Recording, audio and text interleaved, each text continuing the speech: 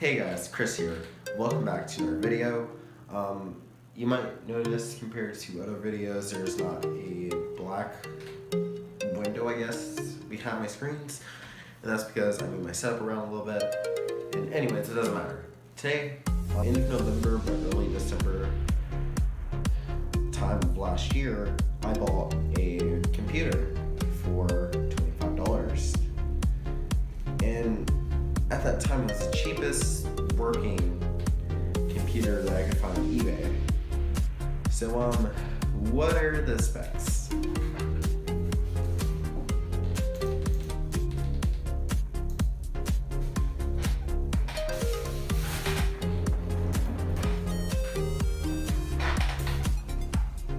Technical specifications, we have an E8400 at 3 gigahertz, 2 gigabytes of DDR3 RAM, supported up to 8, a 160 gigabyte hard drive, and integrated GMA 4500 graphics. It's integrated. We get Windows 10 Home, 32-bit, and also we get the power adapter.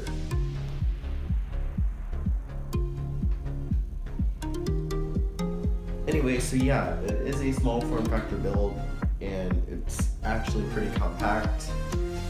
There are a few issues with it, but there are some ways I was able to get around them, so I guess we're just gonna go with a computer build. One thing I do want to say is I did say that I ordered this late November to early December, but no, I don't mean that that's when I ordered it and I just now got it. I actually got it mid-December and have been using it for my daily driver since the end of February when I built my $1,000 PC. So, as you can see here,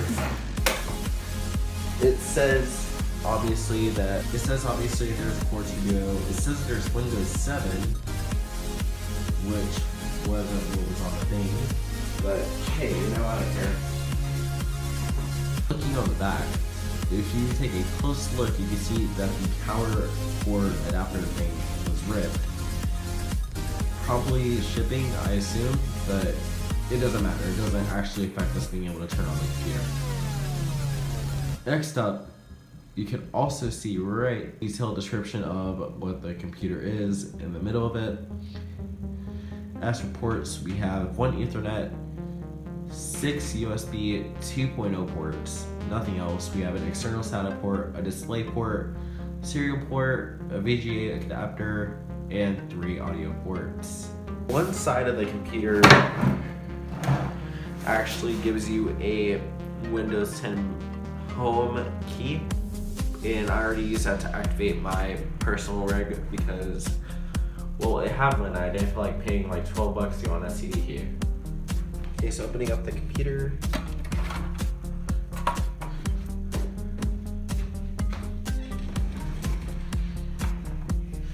You can see clearly the hard drive is the Western Digital Blue 160 gigabyte drive.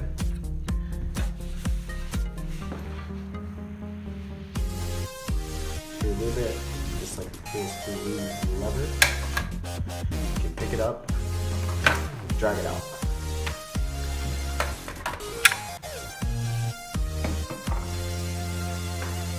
Right here is a CPU core. Now, it's hard to really see, but if I can literally take the DVD drive and just pull it.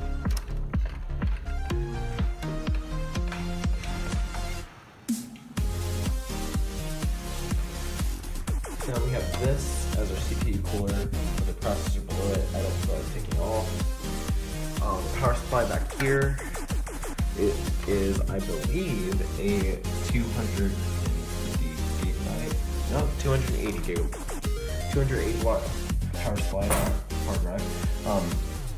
Has a PCI port and a PCIe 16X port, which is good in case you guys want to put a graphics card, which, in a way, it being a slim computer, which means you can only have half the graphics card. Okay, so getting the computer completely set up, turning it on. Now, one thing I did want to let you guys know is when buying this, it doesn't say anything about having to have a Wi-Fi adapter. It didn't even say if there was a Wi-Fi adapter. I assumed there was because, I assumed that this is an office PC, like a home PC or something. And as you can see, it does boot up into Windows 10, and I found out the hard way that this is going to take a 2-minute thing. Okay, it's starting to actually. Oh, I got Windows updates. Alright, guys, so finally, after forever, I actually got Windows to boot. As you can see, fresh installed. Well, not really. Look. So Windows was in that mode where you can set up everything, all your locations and stuff where Microsoft can track you.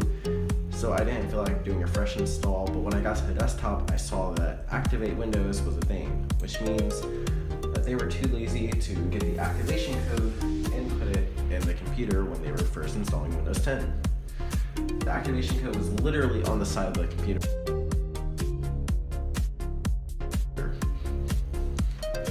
As you can see, there's so much stuff on this wallpaper, and that's because, like I said, I was using this before I got my new computer.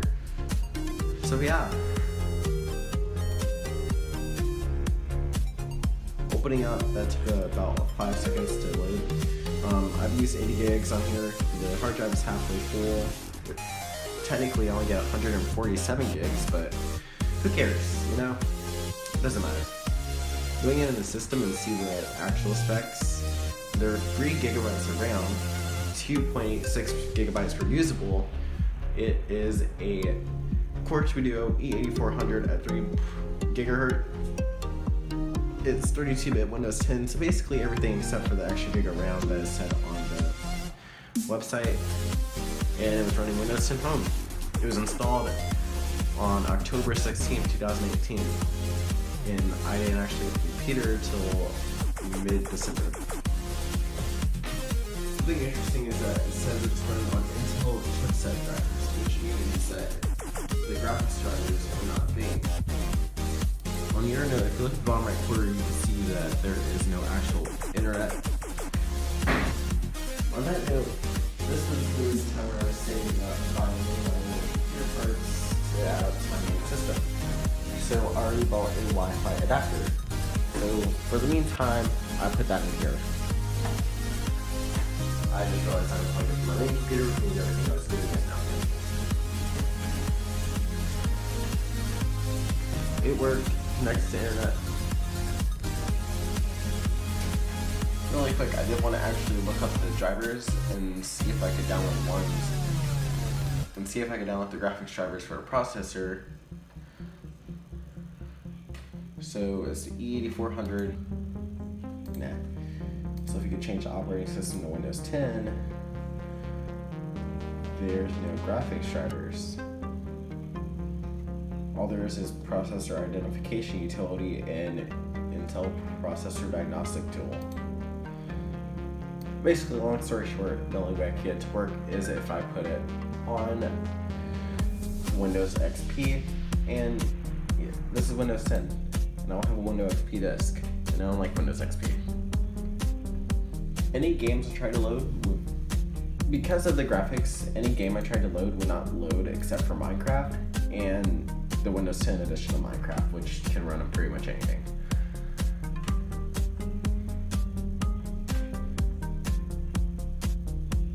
And that means we have to put in a graphics card.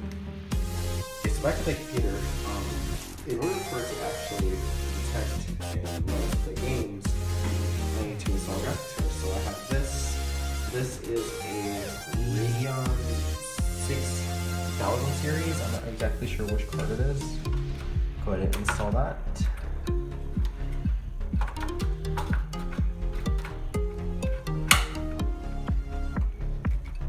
This is how I play games. Putting everything back in is pretty easy. Just remember to plug in your hard drive.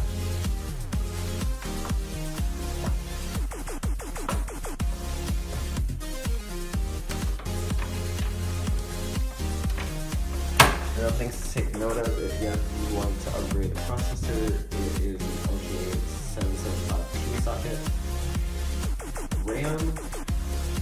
should have actually showed this.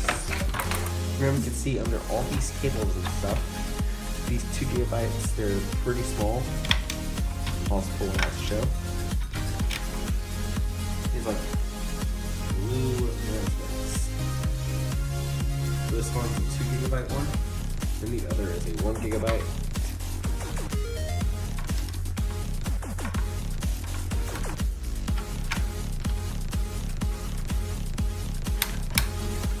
And there.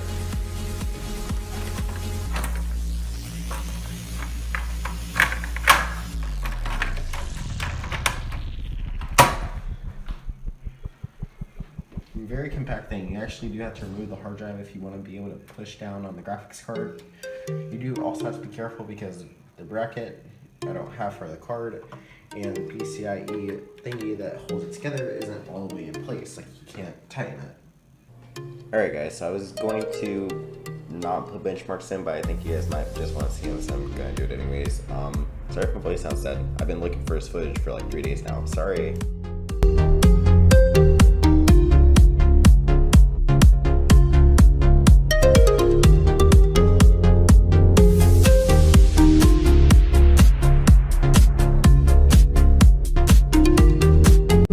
Guys, if you guys enjoyed the video, hit the like button, subscribe if you guys want to see more. I think next episode, I'm not too sure, it's either how to make money doing online surveys or something about a gaming desk. We'll see. I'll find out next week.